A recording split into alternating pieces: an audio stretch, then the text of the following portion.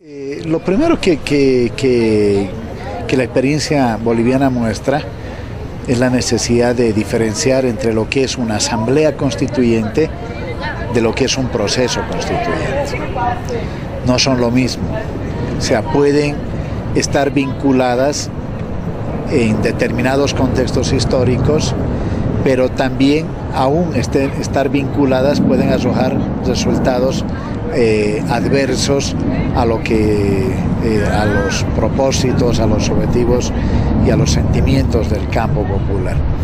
En el caso boliviano, la idea solo fue cuajando en la medida en que se presentó una crisis estatal profunda. Y crisis estatal significa el derrumbe de la vieja institucionalidad, el derrumbe del sistema político, el derrumbe de los partidos políticos, el derrumbe de todos los mecanismos y los dispositivos que puedan dar algo de legitimidad al poder constituido. En definitiva, podríamos decir que al igual que hay condiciones objetivas y subjetivas para el desarrollo de la revolución, para el proceso constituyente también hay esas mismas condiciones objetivas y subjetivas. Es más, la tesis que yo creo que es importante manejar es que las revoluciones hoy en el siglo XXI tienen entre una de sus formas el proceso constituyente, ¿sí? Que se presentan como formas alternativas al desarrollo de una experiencia militar, dado el contexto internacional, tanto continental como mundial. Y dado que en ese contexto internacional y mundial, por primera vez tenemos un capitalismo realmente planetario, tenemos una crisis del mundo unipolar, pero eso no quiere decir que el imperialismo esté muerto. Entonces, esa crisis estatal, que es, podríamos decirlo en términos leninistas, que ni los de arriba pueden seguir gobernando como antes, ni los de abajo quieren seguir siendo gobernados como hasta ese momento. Que produce, y aquí también creo que es útil Gramsci, un equilibrio catastrófico de fuerzas. Ahora, ese equilibrio catastrófico de fuerzas, sin embargo, tiene que ser leído no como un equilibrio estático, es absolutamente dinámico. Es un equilibrio donde los movimientos sociales van construyendo una mayoría social y una mayoría política. No puede haber un proceso constituyente exitoso que el día de mañana se exprese en asamblea constituyente si no hay previamente una mayoría social, una mayoría política, una hegemonía del proyecto alternativo. Lo otro puede resultar tremendamente funcional para que la asamblea constituyente, porque en algún momento se van a tener que elegir delegados, y si uno no es mayoría social, no es mayoría política, no va a incidir en los términos de la convocatoria de la Asamblea Constituyente, y esa Asamblea Constituyente va a seguir teniendo una mayoría de los que están en contra de las aspiraciones emancipatorias de nuestros pueblos, y por lo tanto se va a constituir un espacio de deslegitimación del viejo bloque dominante, ¿no? Es decir, la Asamblea Constituyente no es un mecanismo que en sí mismo nos arroje un resultado favorable a los intereses del pueblo. Va a depender mucho de si hay mayoría social, si hay mayoría política, y esa mayoría social y esa mayoría política se construye en el proceso constituyente.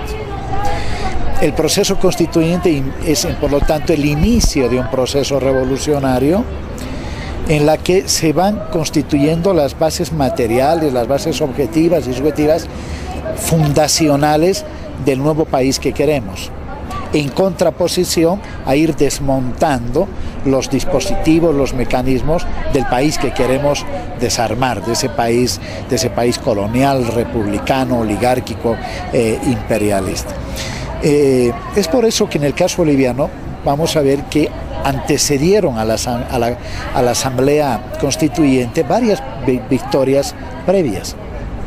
La victoria de abril del 2000, que se llamó la Guerra del Agua, la victoria de septiembre de ese mismo año, en oposición a la instalación de bases militares en el Chapare boliviano, la victoria de febrero del 2003, que fue un motín policial militar, en un momento en que se pretendían incrementar el número de impuestos y la alícuota de los impuestos. Ese fue el detonante que produjo la movilización social.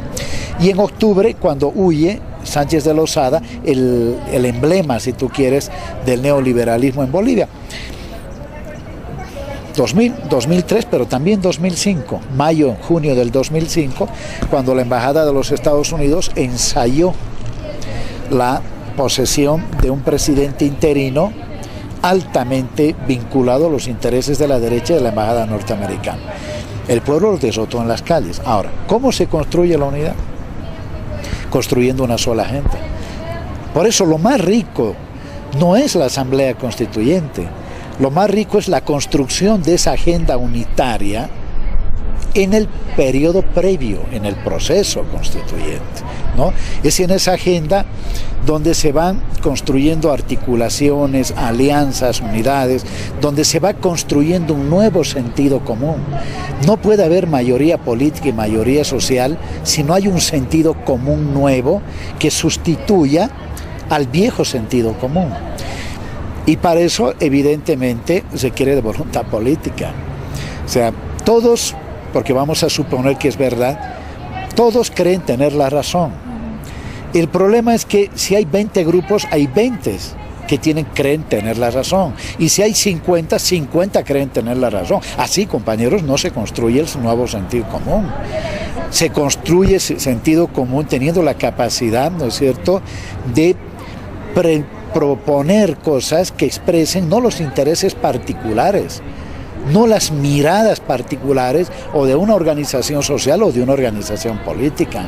Se construyen mayorías sociales y mayorías políticas cuando lo local, lo particular se convierte en universal.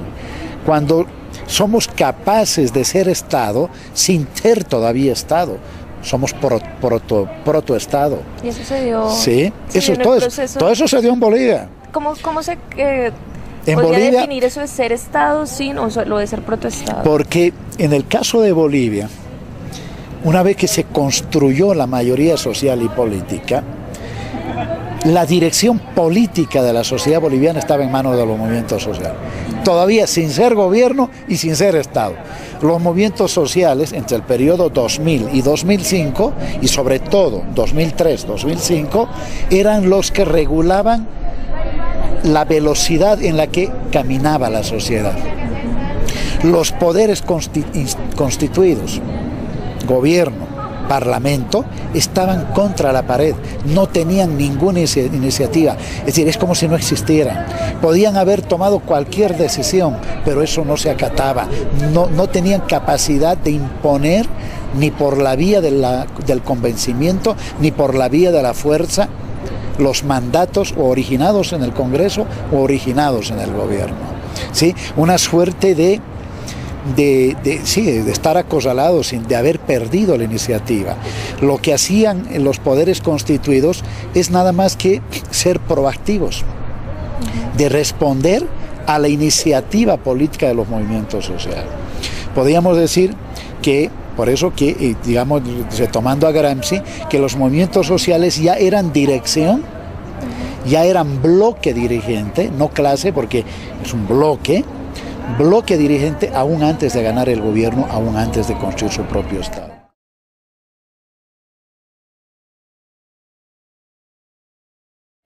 La capacidad de ponerse de acuerdo de los sectores estratégicos del movimiento campesino. En Bolivia tenemos 3 organizaciones campesinas que son las más importantes: Confederación de Campesinos, Confederación de Colonizadores, que hoy se llaman Comunidades Interculturales, y la Confederación de Mujeres Campesinas e Indígenas Bartolina Sisa. Las 3 hablaban el mismo idioma. Las 3 tenían los mismos objetivos. Las tres proponían lo mismo. No fue fácil incluso generar una agenda primero común entre ellas. Pero una vez que se construyó la agenda común y una vez que el movimiento campesino indígena era capaz de ser hegemonía tanto hacia el resto del bloque de las clases subalternas, pero también frente a la sociedad, ¿sí? Porque cuando querían paralizar el país lo paralizaban, ¿sí? En la medida que ese bloque fue ese núcleo duro, como le llamamos nosotros, que es el núcleo donde está depositada la garantía de la revolución boliviana, ese núcleo duro fue articulando y sumando y sumando y sumando y sumando.